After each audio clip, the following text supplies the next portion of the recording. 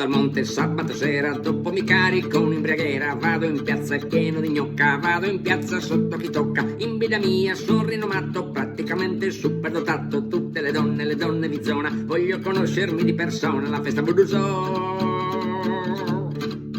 Mistiriolo e il Pipiriolo.